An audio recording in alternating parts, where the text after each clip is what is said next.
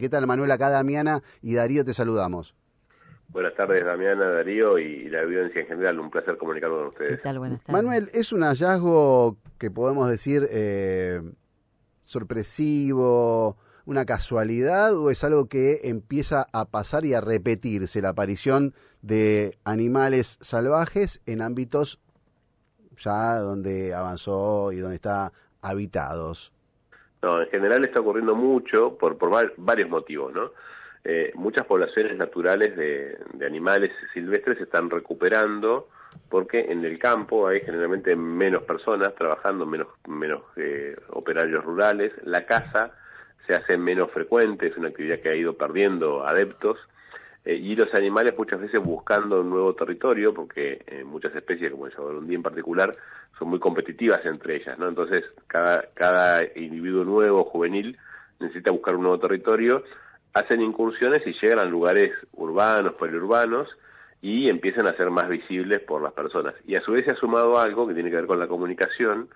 Hoy todos somos mini periodistas, ¿no? Porque tenemos un teléfono, sacamos una foto, subimos a las redes sociales. Entonces, mucha información que antes era imposible que quedara registrada o se difundiera, hoy se difunde rápidamente, y eso hace que también nos parezca que hay más avistajes de fauna silvestre en ambientes donde siempre estuvo la fauna silvestre y muchas veces fue vista por las personas, ¿no? Claro, totalmente. Ujú. Y esto la verdad que preocupa, ¿no? Porque los animales, bueno, pueden tener instinto y empezar a buscar otras zonas, pero también se pueden equivocar y pueden caer en cualquier lado. No es que son infalibles, ¿no? Y pueden correr peligro.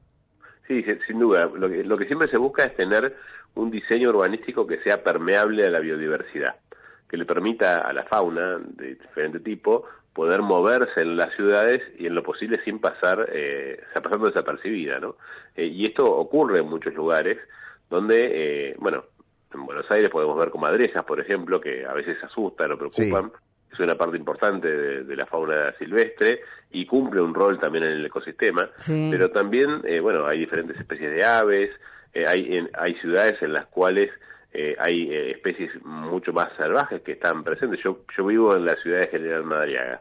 Hace poco pasó muy cerca de mi casa un jabalí, lo cual no es muy deseable porque es una especie exótica invasora, pero hay diferentes especies silvestres o asilvestradas que se manifiestan en ciudades que son permeables a la biodiversidad, y tomando los recaudos necesarios para que las especies no sean afectadas negativamente, esto es una cuestión favorable y deseable, le diría, ¿no? claro. No, es interesantísimo. Qué lindo. Me quedé pensando en Madariaga, que es tan lindo ese lugar. Pero bueno, lo que notamos es que la apariencia es poco conocida por nosotros. ¿Qué sé yo? Uno siempre cuando tiene chicos estudia los Ujú. animales que O están vas al en zoológico, extinción, o bueno, vas al zoológico no, zoológico. pero para Bueno, algún ecoparque o en algún lugar. coparque, ¿no? Y vas estudiándolo, Y los chicos estos vas no acompañando. aparecían. Y no aparecían estos. ¿Por qué aparecen recién ahora que no los conocíamos? No están muy estudiados, ¿no? Esta No, especie. no, sin duda el jaguarundí quizás sea el gato más desconocido de toda Ajá. Latinoamérica. Ah, Es el una más de las desconocido de especies, toda Latinoamérica. sí, es una de las especies que tenemos presente desde el sur de Texas. Llegaba a la ciudad de Buenos Aires, a la provincia de Mm. Buenos Aires, ¿no? Cuando ustedes decían ahí que apareció en Paraná, bueno, Ujú. en Mm. Paraná el 2500, Claro. quizás alguna vez, hace mucho tiempo, pasó un jaguarundí corriendo, porque era el hábitat natural, ¿no? Obviamente después se modificó con la antropización, ¿no? Paraná el Claro. Pero 2500 sería Paraná a ver, ¿qué sería? Paraná y sería y Juncal, ponele, más o menos, no sé. Claro.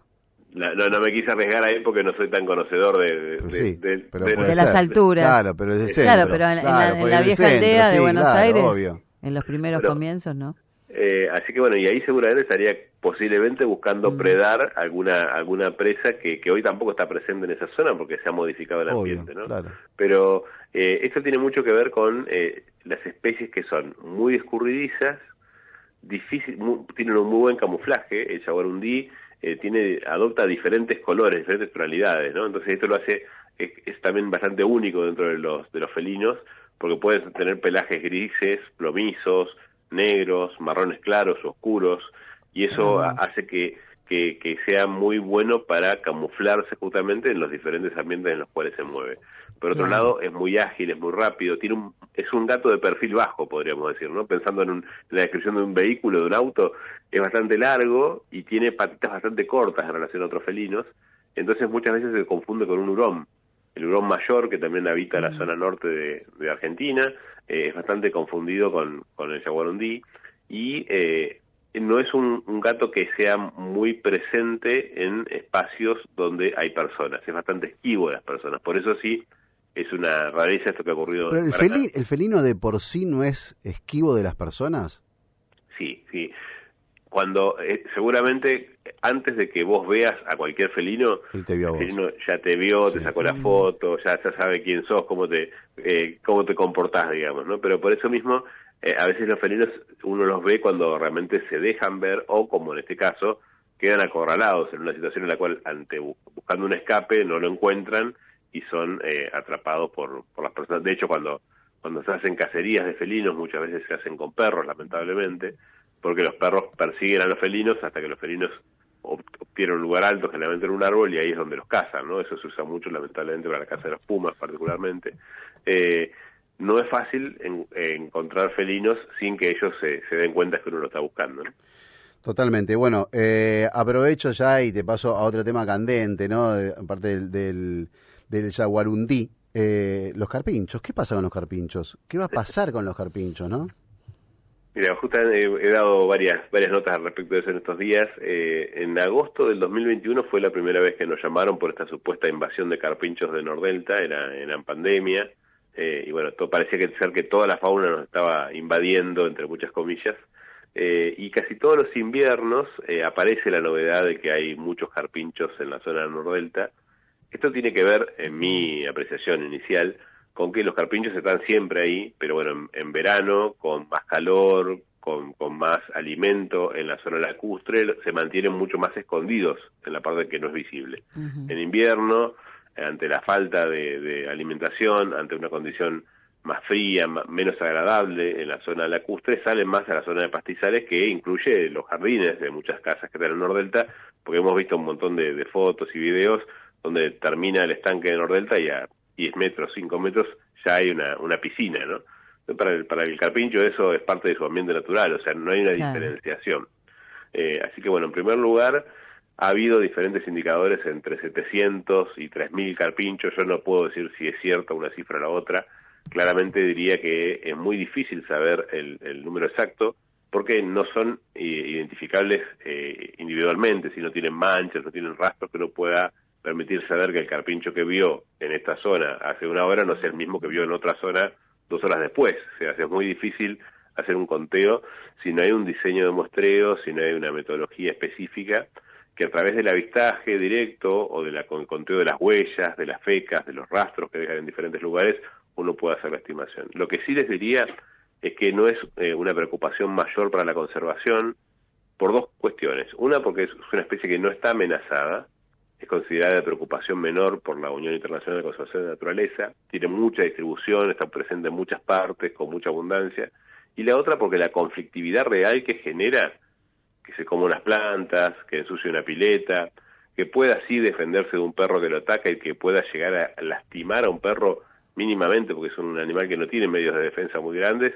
no deberían estar generando tanta repercusión, y diría sobre todo tanta sobrereacción de un sector político que debería dedicarse a otros temas ambientales de muchísima más importancia y más relevancia para todos los argentinos, ¿no? Sí, por otra parte también los vemos súper amigables, muchos los adoptan porque son más amigables que los perros, justamente no tienen formas supongo que con sus dientes que son de roedor, ¿no? Pero no tienen formas de defenderse y son tan amigables, y la última foto mental que nos hacemos todos es cuando que se hicieron memes, ¿no? Los carpinchos buscando su hábitat, estaban todos en fila caminando como patitos, y da mucha ternura porque ese es su hábitat natural, ¿no? Y no son agresivos para nada con el humano.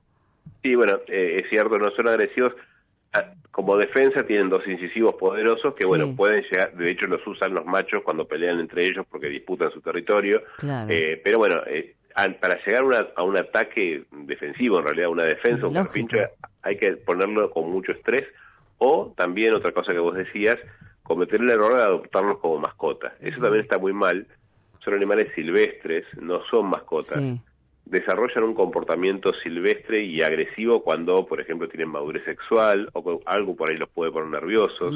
Entonces yo diría que una sugerencia es, así como no molestarlos, no querer sacarlos de su hábitat, tampoco alimentarlos, tampoco invitarlos a entrar a la casa, porque ahí se pueden generar situaciones de conflicto indeseables y también algo no menor, transmisión de enfermedades, ¿no? Son animales silvestres, son roedores, que si bien no es el típico roedor como la rata que siempre nos imaginamos, que está en la basura y transmite muchas enfermedades, pero puede tener enfermedades que pueden constituir zoonosis, que se pueden transmitir a los humanos también, entonces evitar eso. Animales silvestres, afuera, tampoco generarles condiciones de sobreconfort, porque eso les juega en contra, ¿no? O sea, si nosotros dejamos que el carpincho se instale en nuestro parque y coma las flores y se acerca a la pileta, lo hace en nuestra casa y lo va a querer hacer en la de otros, donde posiblemente en otros lugares no sea tan bien recibido. Claro. Entonces hay que intentar evitar esto, mantener la fauna silvestre como fauna silvestre y los animales domésticos como tales y bien cuidados, ¿sí? Evitar que los perros estén sueltos, evitar que estén sin vacunar, ¿sí? Generar una condición en la cual haya una coexistencia, transformar el conflicto que se ha planteado, que desde mi punto de vista no lo es tal, en un proceso de coexistencia donde la gente disfruta del ambiente natural en el cual vive y los animales tienen la posibilidad de hacerlo también. Claro, perfecto. Muchas gracias, Jaramillo, la verdad siempre muy claro en todos los aspectos. Un placer, gracias a ustedes por comunicarse. Gracias. Bueno, porque sigamos viendo más fauna silvestre en diferentes ambientes, aunque sean urbanos, porque aunque usted no lo crea, como diría un viejo programa, ¿te acordás? Sí, claro. Es un muy buen indicador, digamos, ¿no? Excelente, Perfecto. excelente, totalmente. Bueno, muchísimas gracias. Hasta luego. Chao.